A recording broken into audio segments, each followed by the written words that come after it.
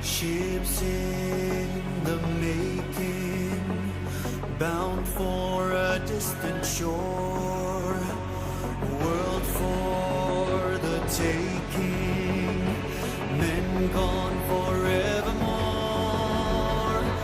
boarding and setting sail. Sexto Continente, dirigido por el obispo de Orihuela, Alicante, Monseñor José Ignacio Munilla.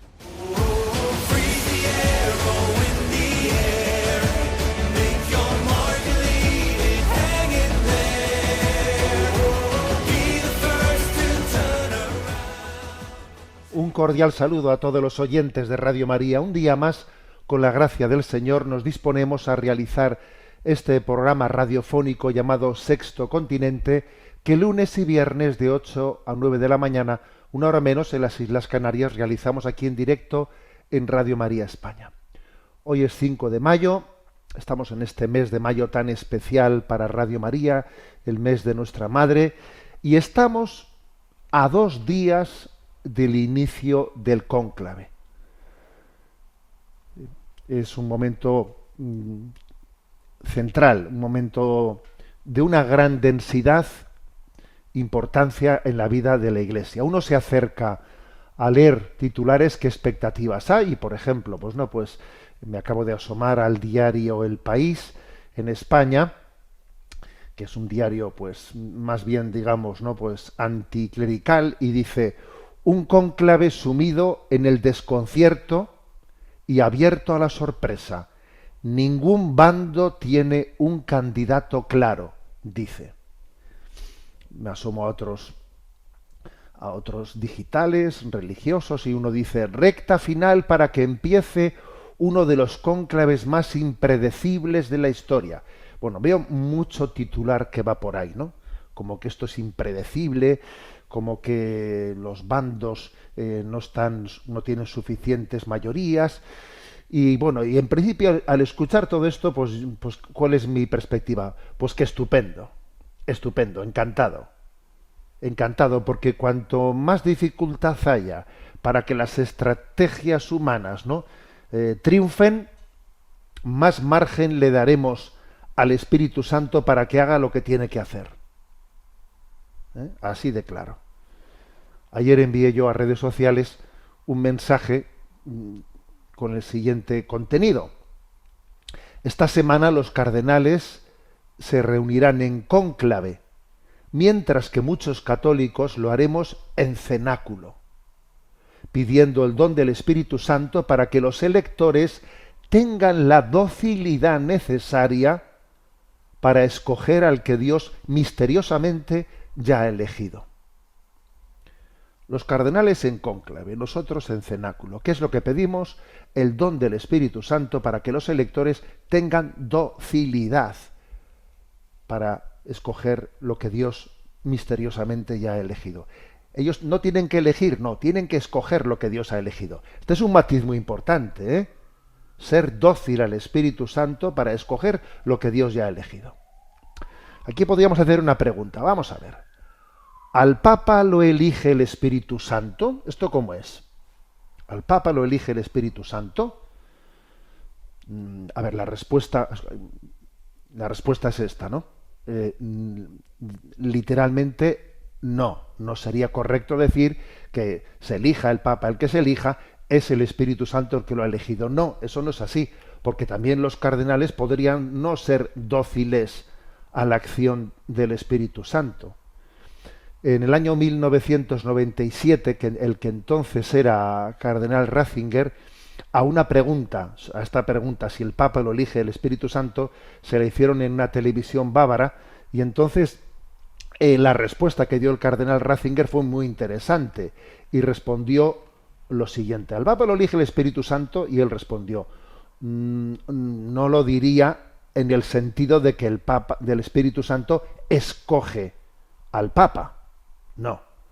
Yo diría que el Espíritu no toma exactamente el control del asunto, sino que más bien, como buen educador, por así decirlo, nos deja mucho espacio, mucha libertad, sin abandonarnos por completo. Por lo tanto, el papel del Espíritu Santo debe entenderse en un sentido mucho más elástico, no que él dicte el candidato por el que uno debe de votar.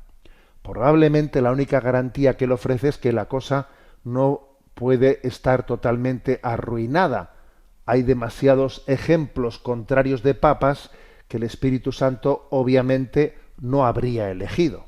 Se refiere aquí el entonces cardenal Ratzinger, bueno, pues a que la historia de la Iglesia, madre mía, la historia de la Iglesia ha habido papas para todo, ha habido papas que han sido impuestos por presiones de las naciones.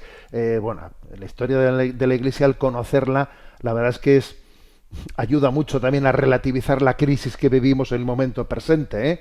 Conocer la historia de la Iglesia, por cierto, en esta radio de Radio María hay programas que hablan de historia de la Iglesia, viene muy bien porque uno, viendo los líos que ha habido en 2000 años de historia, relativiza los problemas del momento que vivimos.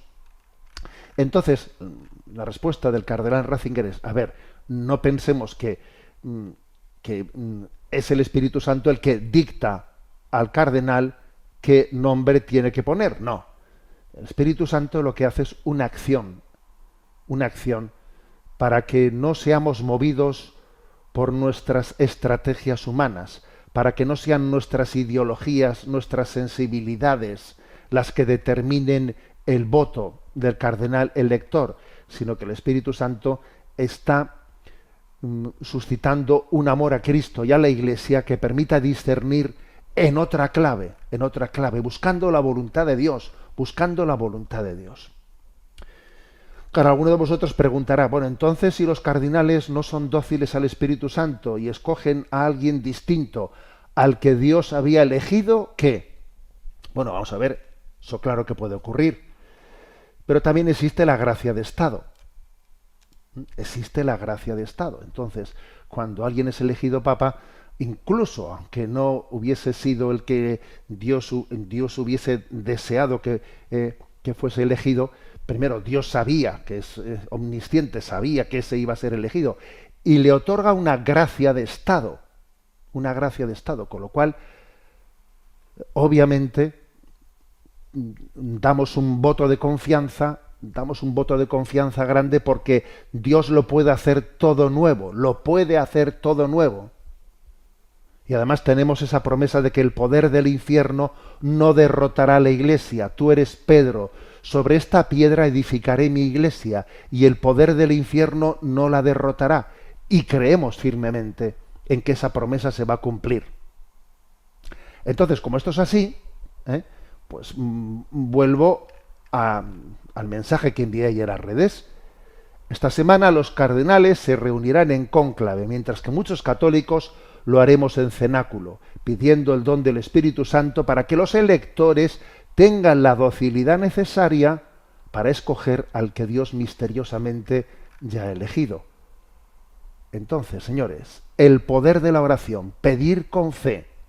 Estamos en un momento, en estos 2 días que falta para el inicio de cónclave, que es un momento de que hagamos más oración, que recemos el Santo Rosario. El Rosario en familia estaría genial, intentando también incluir a los niños. Eso tiene una fuerza intercesora grandísima. Horas santas, ir a las capillas de adoración perpetua. Creo que es el momento en el que nos tomemos en serio el poder de la oración.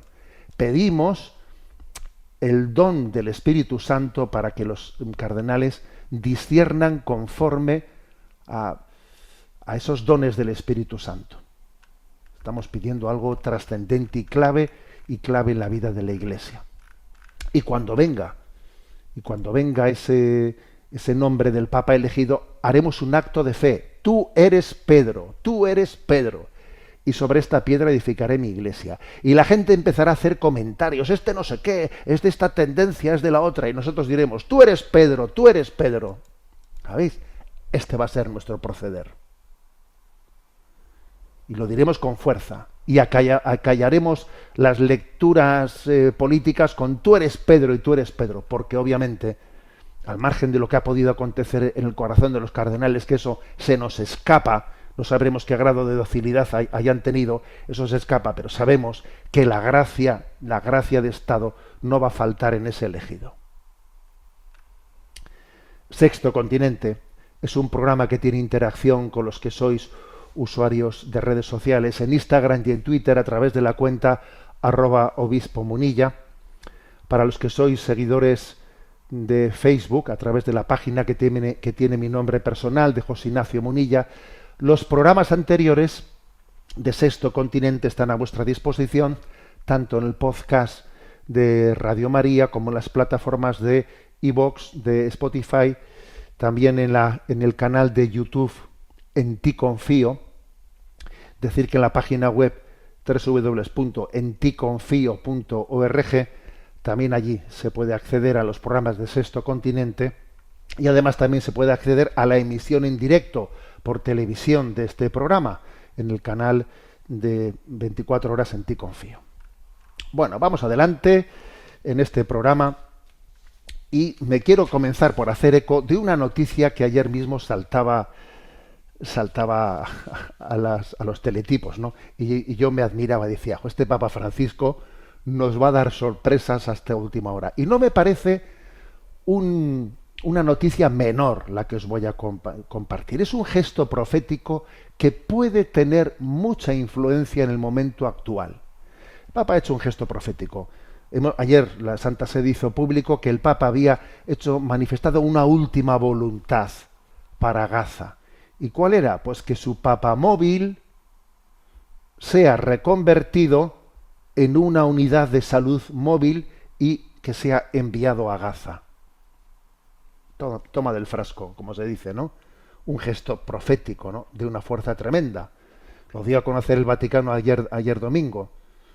O sea, que es decir, que el Papa cede, ¿no?, ese vehículo oficial para convertirlo, pues, en una unidad móvil que sea enviado con un equipo médico. Es Cáritas Internacional la que se hace cargo de eso, ¿no? Ayer pues, fue el secretario general de Cáritas Suecia, Peter Brune, el que habló de este tema, y también Anton Asfar, secretario general de Cáritas de Jerusalén. Los dos hablaron de cómo había sido este proyecto, bueno, diciendo de cómo el Papa tenía una preocupación muy especial por esto y que había querido enviar un gran mensaje al mundo. Obviamente no es que vaya a ir un vehículo sanitario más allí, no, esto es un gran gesto, es un mensaje al mundo. Es un mensaje al mundo. Que fijaros, es de los gestos proféticos, porque yo creo que si algún fuerte, ¿no? Porque lógicamente todo pontificado tendrá sus puntos débiles y sus puntos fuertes. Por supuesto, que también, ¿no? El del Papa Francisco. Por cierto, estos días estamos leyendo pues muchas lecturas, ¿no?, de esas evaluaciones, ¿no?, que se pueden hacer de un pontificado. Estos días yo he leído la de Monseñor Robert Barron, Francisco al completo se titula, que ha sido publicada por Religión en Libertad. Me parece muy buena como una lectura diciendo de cuáles son a su juicio, ¿no?, pues los puntos fuertes y los puntos débiles de este pontificado. Francisco al completo, para quien quiera leerla. Yo la verdad es que me identifico mucho con ese resumen que hace Monseñor Robert Barron. Pero a lo que vamos. Yo creo que uno de los fuertes del pontificado del Papa Francisco han sido los gestos proféticos. Y este es un gesto profético en estado puro. El Papa Francisco diariamente, incluso estando ingresado fuera de los días en los que estuvo casi en coma, claro, pero estando incluso ingresado en el Hospital Gemelli, ha estado llamando diariamente por teléfono al párroco de Gaza, Gabriel Romanelli, que es un argentino, un párroco de Gaza, y diariamente le ha estado preguntando cómo están ustedes. La última vez que llamó fue la víspera de su fallecimiento. ¿Cómo están ustedes? ¿Qué han comido? ¿Qué ha pasado? El párroco Romanelli cuenta que incluso el Papa ha llegado a conocer nombres de muchas de las 400 personas que tienen allí acogidas en la parroquia de Gaza en medio de bombardeos continuos, y el Papa pregunta: ¿y cómo está esta? ¿Y cómo está la otra? ¿Y cómo está esta que estaba enferma? Y el Papa ha estado diariamente preguntando. Esto también, por cierto, me ha recordado a otro gesto profético de San Juan Pablo II, que solía llamar por teléfono a los franciscanos en Belén, en aquel momento histórico, no sé si lo recordáis, en el que un grupo de guerrilleros palestinos entraron dentro de la Basílica de Belén, y allí estuvieron muchas semanas sitiados, estaban los israelíes alrededor, y el Papa llamaba diariamente a los franciscanos y les preguntaba cómo estaban. El Papa Francisco ha querido denunciar que lo que está ocurriendo en Gaza es un genocidio impresentable, en el que decenas de miles de niños y de inocentes están siendo sacrificados, ¿no? Allí no está quedando nada.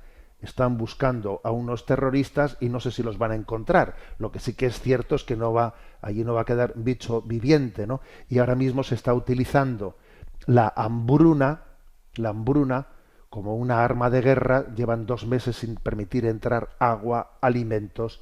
Hay una hambruna tremenda. Y claro, y Occidente aquí mirándolas pasar, viendo lo que es este abuso de poder y este ejercicio de violencia inaudito en pleno siglo XXI, y el mundo calla. Entonces el Papa, ¿qué hace?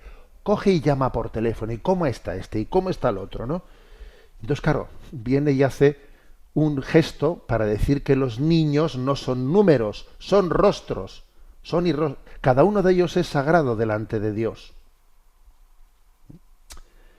Entonces, en concreto, pues se trata, ¿no?, de que el papamóvil del papamóvil ya está siendo transformado y pronto va a ser enviado, y tendrá equipos de diagnóstico, exploración y tratamiento, incluyendo pruebas rápidas para infecciones, vacunas, kit de suturas y otros suministros vitales, ¿no? Y irá atendido por un grupo de sanitarios.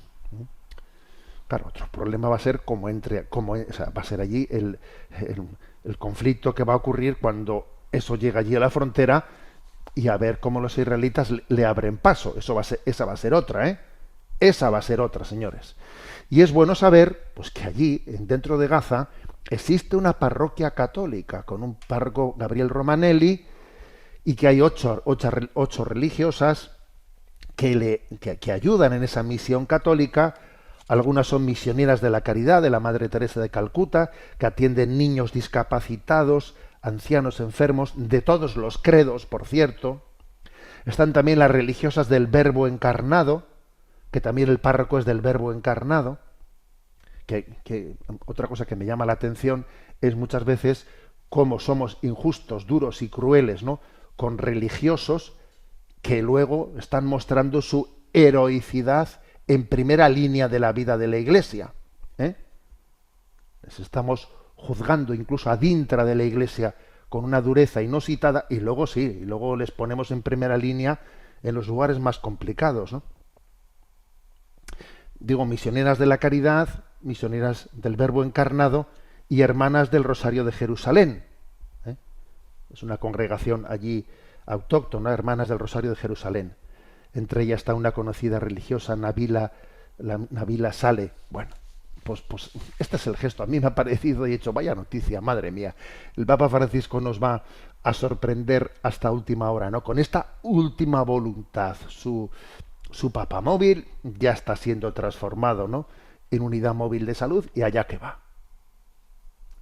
¿no?, para decir ante el mundo: no nos podemos callar con lo que está ocurriendo allí.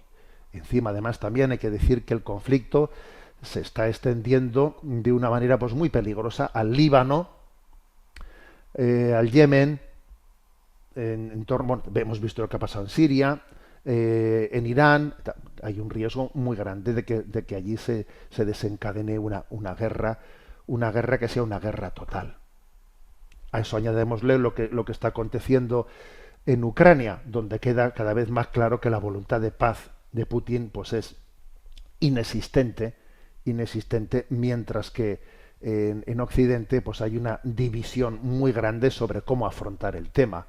La división dentro de Occidente, pues, es lo que a Putin le hace fuerte, obviamente, lo que le hace fuerte, esa división.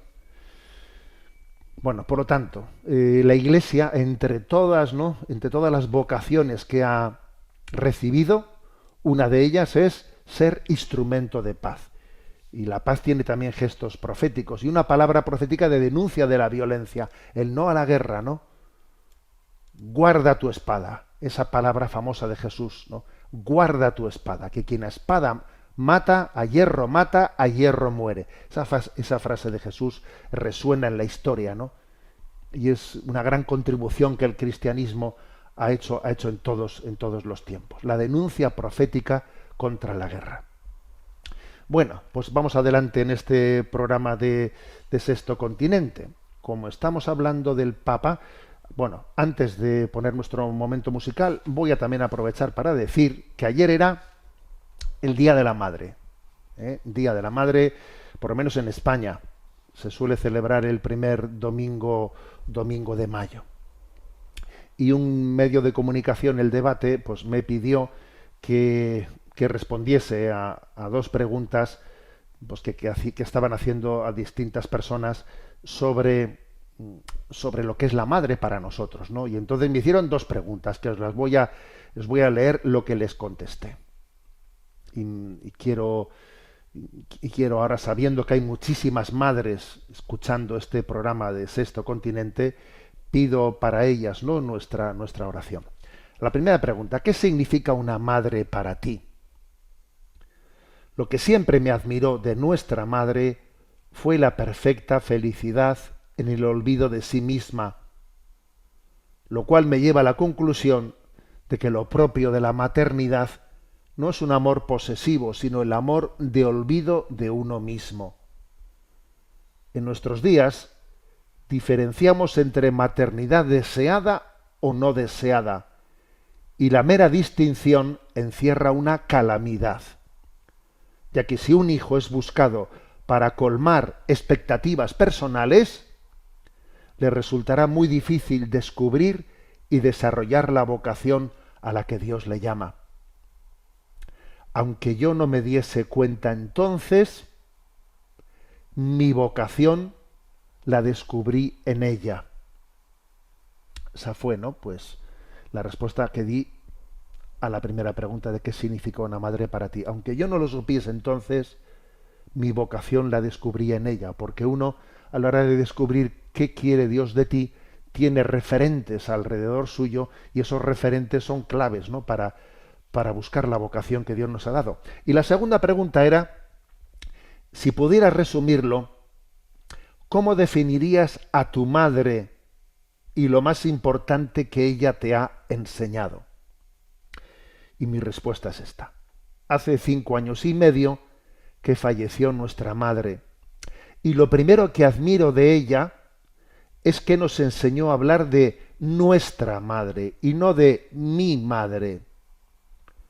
Lo hizo de una manera inconsciente, implícita, pero eficaz. Hoy es el día que no me sale decir mi, sino nuestra madre. Es un detalle que deja patente que lo que ella transmitió fue, ante todo y sobre todo, el espíritu de familia. Es curioso esto, pero igual que Jesús nos enseñó a decir Padre nuestro, no Padre mío, a mí no me sale decir mi madre, me sale decir nuestra madre, ¿no? Y sigo adelante. Para expresar lo que el recuerdo materno supone para mí, os voy a compartir uno de esos textos que he releído muchas veces en mi vida. Se trata de un pasaje del conocido clásico Requiem por Nagasaki. Por cierto, lo recomiendo a quien no lo haya leído. A ver, a quien no haya leído Requiem por Nagasaki, a ver, que lo busque. Pues porque es una joya, Bueno, en ese texto que voy a citar ahora, en él se habla de la heredad materna en estos términos. Dice así: el ombligo es el recordatorio de que nuestro cuerpo y nuestra vida son recibidos de otro. La naturaleza ha puesto este signo en el mismísimo centro de nuestro cuerpo para que no nos olvidemos de esto. Simboliza el amor, la bondad y los sacrificios heroicos de nuestras madres. Por eso nosotros vemos a las madres como imágenes de Dios y de su gracia. Así lo dice, ¿no? Paul Klee en Requiem por Nagasaki. Y entonces lo último que respondí, ¿no?, a la pregunta del Día de la Madre. Y por último, aunque tengamos que asumir la estúpida costumbre de celebrar el Día de la Madre y el Día del Padre por separado, que por cierto me parece estúpido eso, no me resisto a subrayar que uno de los mayores méritos de Josefa Ignacia, de ella heredé mi nombre, obviamente, ¿no? Ella era Josefa Ignacia, ¿no? Uno de sus mayores méritos es que me ayudase a recorrer el camino de la madre al padre, porque hay que recorrer el camino de la madre al padre. Tengo muy claro que si hoy en día hay desmadre, es porque previamente ha habido despadre. Claro. El desmadre de nuestros días es porque ha habido despadre. Y entonces es tan importante, ¿no? Día de la Madre, sí, pero las madres nos han ayudado a recorrer ese camino hasta el Padre. Y entonces la integración entre la madre y el padre, al final estamos en lo de siempre, que la clave está en la comunión del matrimonio. La comunión del matrimonio, ahí es en la esponsalidad. Donde nos la jugamos es en la esponsalidad, señores. Ahí nos la jugamos. Bueno, eso fue pues una pequeña contribución que hice ayer, ¿no?, pues en el diario El Debate sobre el Día de la Madre. A ver, y ahora pues vamos a tener un momento de oración musical y hoy obviamente, ¿qué? A ver, echad un poquito de imaginación, a ver, pensar, ¿qué va a poner, qué canción va a poner el obispo teniendo en cuenta la entradilla que ha hecho? Eso de que los cardenales están en cónclave, pero nosotros en cenáculo. A ver, ¿qué canción va a poner? Imaginad, estoy seguro que ya muchísimos habéis acertado. ¿Qué canción se suele poner en el inicio? ¿Qué canción se suele cantar en el inicio del cónclave? El Veni Creator Spiritus. Ese es el himno gregoriano que se reza al inicio del cónclave. Es un himno que se remonta al siglo IX. Se piensa que fue obra de un tal Ruperto de Salzburgo, que es del siglo VIII. Bueno, pues y la letra la voy a leer traducida. Ven, Espíritu Creador, visita las almas de tus fieles, llena con tu divina gracia los corazones que creaste.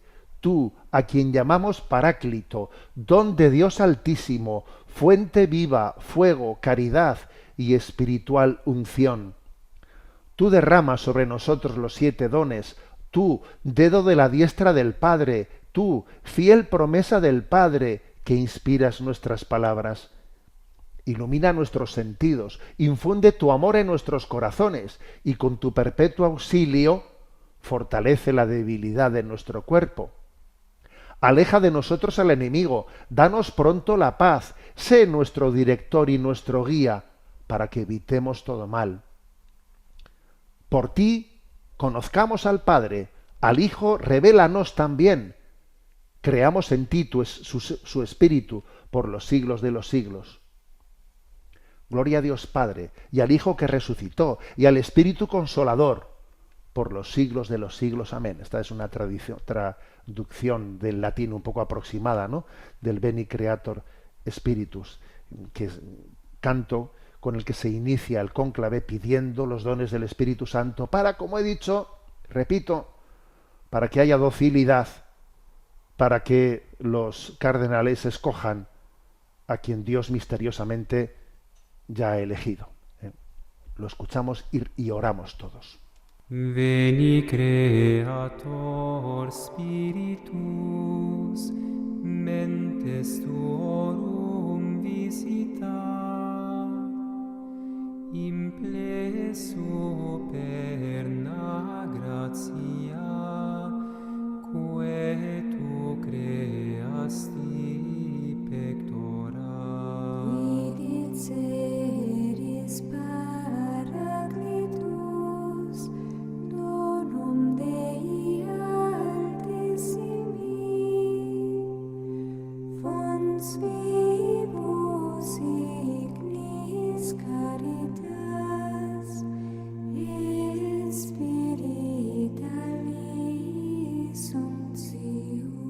Tu septiformis munere, de extre Dei digitus, turite promissum Patris, sermone ritans futura. Accende lumen sensibus, infunde amorem cordibus, infirma nostri corporis, virtute firmans perpeti. Ostem repellas longibus, pacem querones protinus, ductores sic te previo, vitemus omne noxium. Pertestiamus da Patrem, noscamus atque filium, Peutriusque Spiritum, credamus omni tempore.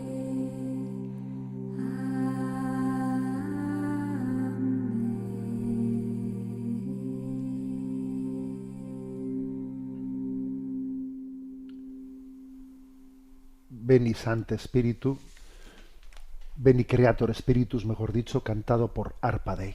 Seguimos en esta edición de Sexto Continente y voy a echar mano de un artículo que publicaba Religión en Libertad a los pocos días del fallecimiento, a los 4 o 5 días del fallecimiento del Papa Francisco. Publicó un interesante artículo, Los 7 grandes retos de la Iglesia que encontrará el nuevo Papa.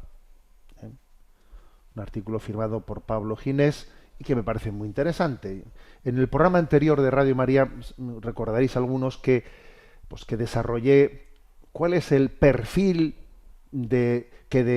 que se necesitaría, ¿no?, en el próximo Papa, cuál es el perfil, qué dones, ¿no? Y me serví de la inteligencia artificial para ello, ¿no?, que fue una sorpresa para muchos, ¿no?, el ver cómo se podría también llegar a tener una capacidad de identificar, ¿no?, esos dones que un santo pastor necesita, ¿no?, para guiar a la Iglesia. Pero en esta ocasión no me voy a centrar en el perfil del próximo Papa, sino en 7 grandes retos de la Iglesia. Porque lo que está claro es que, aunque los retos de un papado al siguiente continúan, hay un cambio de escena muy importante. Cambio de escena muy importante. De hecho, en estos 12 años del pontificado del Papa Francisco, la cultura mundial también ha cambiado muchísimo, ¿no? Pues porque, por muchos motivos, pero uno de ellos, por ejemplo, es el tema de la incidencia de las redes sociales, que están cambiando la cultura. Fijaros lo que es el influjo de la pornografía, que es tremendo, ¿no? El desquiciamiento desde las redes sociales. O sea, está cambiando muchísimo, ¿no? Y estamos llamados a evangelizar en este mundo. Ahora viene el tema de la inteligencia artificial, a ver cómo cabalgamos en medio, ¿no?, en medio de todo esto, ¿no? Y entonces es un nuevo reto. A ver, pero hay retos, obviamente, que en medio de todas estas situaciones son claves.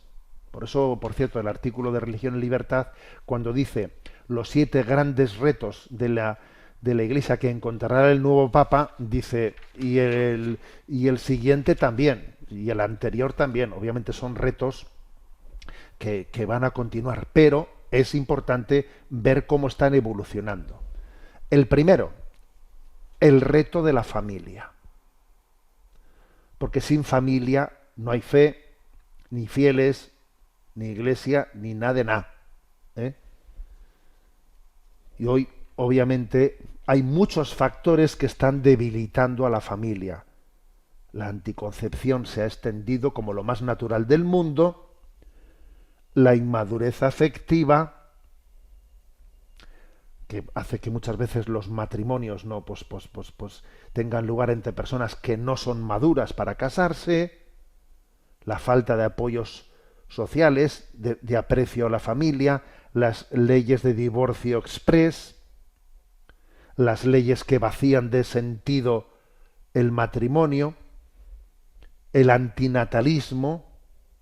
Occidente se queda sin niños, hay muchísimos hijos únicos que no tienen experiencia de fraternidad, los perrijos sustituyen a los hijos, muchísimos adolescentes deprimidos que de alguna manera no pues intentan atenuar la falta de hermanos con las pantallas, las adicciones a las pantallas, ¿eh? Añádele a esto cierto feminismo que presenta el matrimonio como, vamos, como algo a prescindir.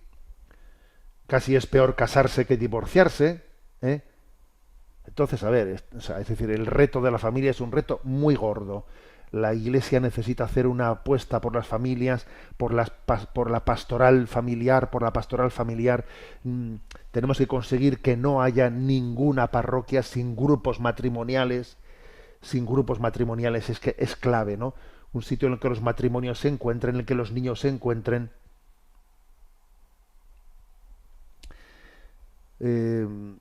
Incluso el Papa en alguna oportunidad, ¿no? Pues ha hablado de la importancia de acompañar a los novios, a los recién casados, a los padres en los primeros años, ¿no? O sea, que hay una necesidad tan grande. El primer reto es el reto de la familia. El segundo reto es el reto de la formación, ¿eh? La formación es totalmente necesaria, porque no podemos dar hoy en día por sentado nada. Tenemos que empezar, yo muchas veces os repito esto, a día de hoy no se puede dar nada por supuesto. Hay que empezar a explicar las cosas desde el ABC. Entonces necesitamos una buena formación de niños, adolescentes, adultos, y hay que reconocer que el fracaso evangelizador de la escuela católica es muy grande. Claro que habrá algunas escuelas católicas que hagan una gran... Pero vamos a ser sinceros, que globalmente considerado, la escuela católica se lo tiene que hacer ver, porque no estamos dando los frutos que tendríamos que dar. Tenemos 6 horas al día los niños con nosotros, hijo, ¿qué está ocurriendo, no? Los padres delegan en la escuela y la escuela no evangeliza. Entonces, hay una falta de formación tremenda. Algunos por ahí buscan por internet la formación, claro, otros, claro que existen algunos que se buscan la vida y se la buscan bien, beben por aquí y por allá, porque es verdad que dice el Evangelio que a quien busca encuentra, a quien llama se le abre, sí, pero hace falta una formación bien conjugada. Las comunidades cristianas, los movimientos, los colegios deberían formar junto con las familias, ¿no? Formación. En tercer lugar, el reto de la credibilidad, dice este artículo. El reto de la credibilidad. Porque vamos a ser claros, que sean uno para que el mundo crea. Hace falta una comunión en el magisterio, porque uno de los dramas que tenemos hoy en día es que dependiendo de qué cura te haya tocado en suerte, o dependiendo de tu entorno eclesial, qué es lo que haya, vamos, pues puedes estar escuchando cosas verdaderamente distintas, por no decir contrapuestas. La Iglesia necesita hablar con una sola voz para ser creíble, o con muchas voces, pero conjugadas. Hablar con una sola voz, de manera conjugada. Si las ideologías van a ser las que configuren lo que decimos, si vamos a decir es que este es de derechas y es que este es de izquierdas, a ver, apaga y vámonos. Eso nos quita toda la credibilidad. Nos quita toda la credibilidad. Entonces, ¿para qué voy yo a la Iglesia? Para eso yo tengo los políticos. La credibilidad incluye predicadores bien formados que saben de lo que hablan, ¿eh? Y que saben resistir el influjo mundano. Eso es clave y básico. En cuarto lugar, el reto de la paz. El reto de la paz. Pues porque Cristo ha pedido a los cristianos ser constructores de la paz. Y el nuevo Papa, al igual que lo ha sido el Papa Francisco, tendrá que seguir siendo pues un altavoz de la paz. No sé si tendrá que hacer el mismo gesto de coger el papamóvil y convertirlo en una ambulancia para mandarlo por allá. Ya, pero tendrá que seguir siendo. Y además eso le costará, le costará persecuciones y le costará incomprensiones. Porque la gran herramienta cristiana es el perdón y es la proclamación de la justicia, que es también el nombre de la paz, ¿no? Como decía Pablo VI, el reto de la paz. Quinto, el reto de la libertad, porque hay muchas formas de esclavitudes modernas y antiguas. Las hay antiguas, ¿eh? Si te vas a Pakistán, dice este artículo, puedes liberar un esclavo por 500 euros. Por 500 euros liberas un esclavo en Pakistán. Ya, pero aquí el problema es que tenemos esclavitudes modernas en Occidente que por 500 euros no conseguimos la liberación. ¿Cuántas esclavitudes tenemos? Por ejemplo, las adicciones que nos impiden ser libres, ¿no? ¿Y qué entendemos por libertad en Occidente? Yo quiero liberarme, pero luego ser libre, ¿para qué? ¿Para qué? Si en nombre de la libertad algunos quieren suicidarse, otros matar a su hijo no nacido, otros mutilar su cuerpo con cirugías trans. ¿Pero la libertad para qué? ¿Para autodestruirnos? La Iglesia necesitará buscar aliados por la libertad de conciencia, de expresión, de debate, de religión, porque estamos en una cultura de la cancelación, que busca imponer un pensamiento único, y aquí la Iglesia va a tener un reto monumental, señores. Sexto, el reto de la unidad de los cristianos, pues porque sigue ese reto ecuménico del encuentro entre todos los creyentes en Cristo. Es un escándalo que los cristianos estemos divididos. Se cumplen 1700 años este año, ¿no?, del concilio de Nicea, en el que todos los cristianos allí confesamos nuestra fe en Jesucristo, y entonces tenemos ese reto, ¿no? Y por motivo de los nacionalismos, en este momento el ecumenismo vive un momento muy duro. Moscú, la Iglesia Ortodoxa de Moscú, controlada por el gobierno ruso, choca con Constantinopla, Atenas, Alejandría. La unidad entre los ortodoxos está saltada por añicos. Eso también hace que en las conversaciones con los católicos saltan por añicos. También nuestras faltas de claridad doctrinales, han hecho que también muchos ortodoxos se pongan de uñas con nosotros. Señores, tenemos un reto de unidad entre los cristianos. Acordaros de cómo Fiducia Supplicans también generó una gran crisis en las relaciones ecuménicas. Tenemos un reto de unidad entre los cristianos muy importantes, ¿no? Y por supuesto, antes de hablar de unidad con otras iglesias o comunidades cristianas, como siempre suelo decir yo, hace falta un ecumenismo casero entre los católicos. Si no tenemos unidad de fe entre los católicos, como para buscarla con los protestantes o los ortodoxos. Y en séptimo lugar, el reto de reorganizar la curia y las estructuras de la Iglesia. Pues porque hay que reconocer que las estructuras eclesiales muchas veces funcionan de aquella manera, con bastante ineficacia. Y nos tenemos que repensar. La parroquia, obviamente, pues es algo clave, que fue dada a luz en el siglo XVI por Trento, ¿no? Pero es obvio que estamos en un momento cultural nuevo en el que también la forma de implementar la presencia de la Iglesia a través de las parroquias tiene que ser repensada o por lo menos, digamos, aplicada a la situación actual, ¿no? Tendremos que repensarnos, ¿no?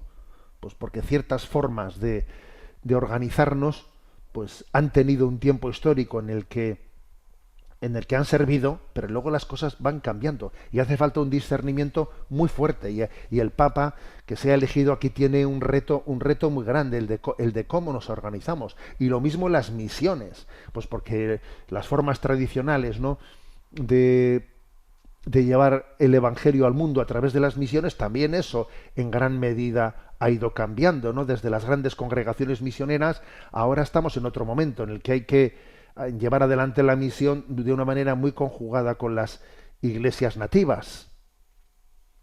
O sea que hay grandes retos, ¿no? Dice este artículo, los 7 retos de la Iglesia que encontrará el nuevo Papa. Por eso oramos, ¿no?, por el sucesor de Pedro, ¿no?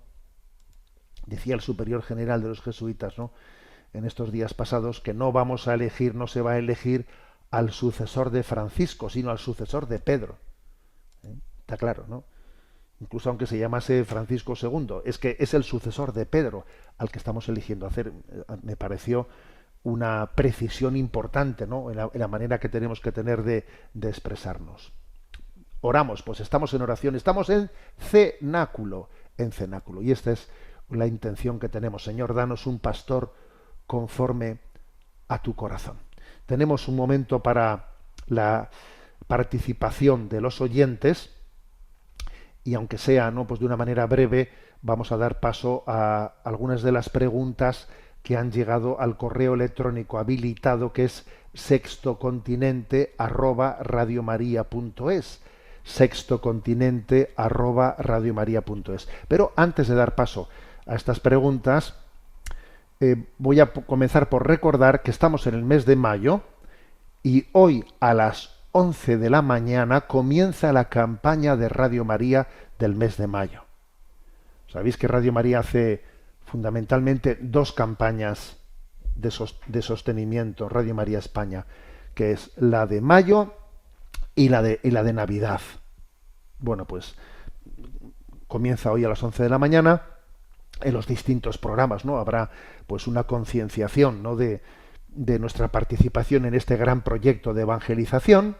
Y yo, pues lo que quiero, por cierto, para quien quiera profundizar un poco en lo que es Radio María, etcétera, decir que yo recientemente en el encuentro de voluntarios, pues allí compartí mi visión de lo que ha sido en mi vida Radio María, y de los retos que creo que tiene Radio María para evangelizar. Y ahí en el canal de YouTube, En Ti Confío, tenéis una charla que allí compartí con el título de 25 años de emisión con María, aunque las bodas de plata fueron el año pasado, pero bueno, 25 años de emisión con María fue la reflexión que hice, ¿no? Entonces, creo que para que este reto, ¿no?, es un reto potentísimo. O sea, me parece que Radio María es en estos últimos 25 años de las cosas más prácticas y fecundas que el Espíritu Santo ha suscitado en medio de plena crisis gorda, ¿no?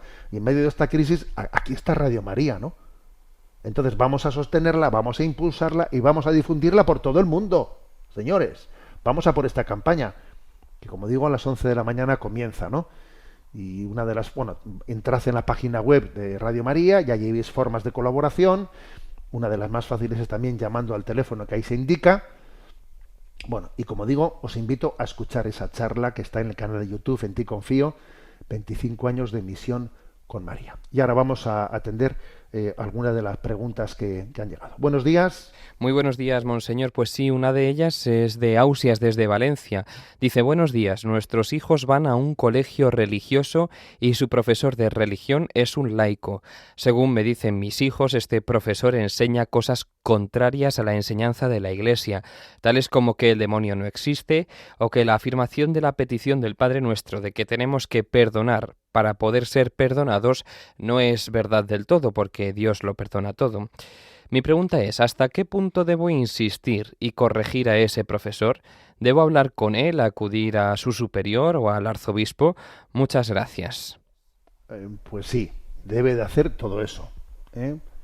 y además siguiendo un poco pues, la corrección evangélica, comenzando por el tú a tú y llegando, si es necesario, hasta el final hablando con el arzobispo. O sea, creo que la corrección hay que realizarla. Y este es un ejemplo concreto de estos retos. Es que este tipo de correos son, dentro de los que llegan, es uno de los más frecuentes. O sea, es uno de los más frecuentes que llegan. Hay multitud de correos que llegan manifestando la perplejidad porque aquí se ha dicho esto, aquí se ha dicho lo otro, aquí se ha dicho tal. O sea, es decir, hay una perplejidad muy grande por ver cómo en el seno de la Iglesia Católica se difunden cosas contrarias a la fe. Por ejemplo, que el demonio no existe. ¿Pero cómo que no existe?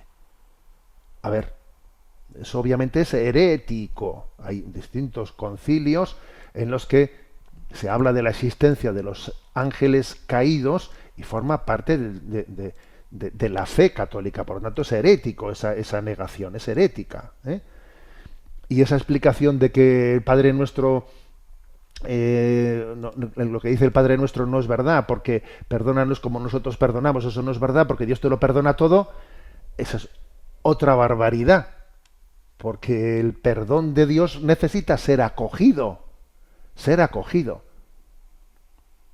O sea, la gracia tiene que ser libremente acogida. Hay una libertad, hay un drama en la que la libertad del hombre se puede, ¿no?, negar a acoger la gracia de Dios. Y por lo tanto, cuando yo perdono a los demás las ofensas que me han hecho, me estoy capacitando para poder acoger el perdón de Dios. O sea, el perdón de Dios no es como quien mete una moneda en una máquina para que salga una lata de Coca-Cola. Se trata de una disposición del alma para acoger el perdón de Dios. Entonces, a ver, pues sí, me parece que es el momento sin duda alguna de coger y reclamar y pedir para nuestros hijos una formación íntegra en la que no quepan tonterías, y a quien se le ha puesto pues bajo la responsabilidad de ser profesor de religión, él tiene que saber que él no es dueño. A ver, repito, no eres dueño de lo que estás diciendo. Tú eres servidor. Tú no te posees en propiedad. Lo que estás diciendo no puede ser tu ideología, no puede ser tu sensibilidad. Para eso no te hemos elegido. Estás usurpando, ¿no? Usurpando el cargo. Ya sé que igual él no lo hará con mala voluntad, ¿no? Pero es que tiene que escucharlo. Tiene que ser consciente de que es una usurpación muy grave el que alguien, ¿no?, reciba una encomienda.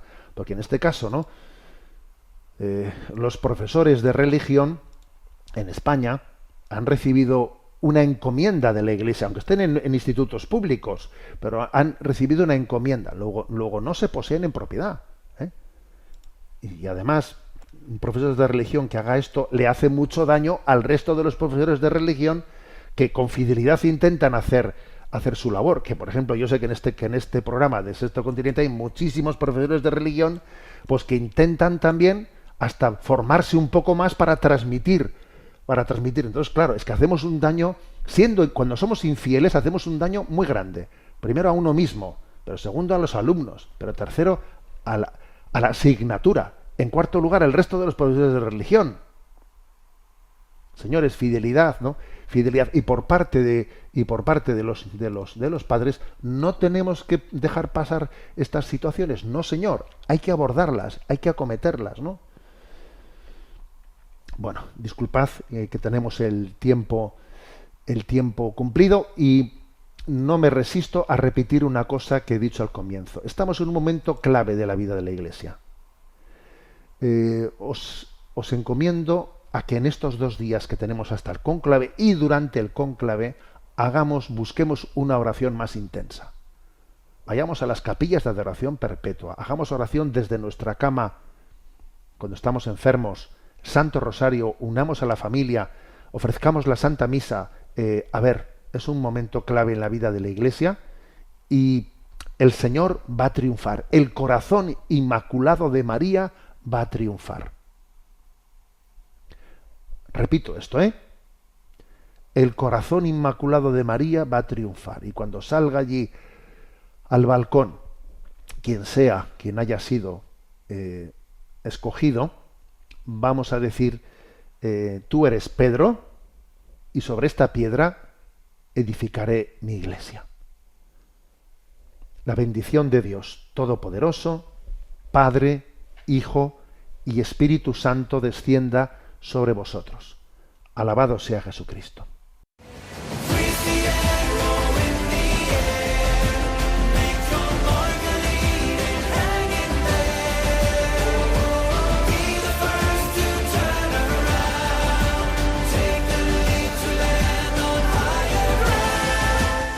Finaliza en Radio María Sexto Continente, dirigido por el obispo de Orihuela Alicante, Monseñor José Ignacio Munilla.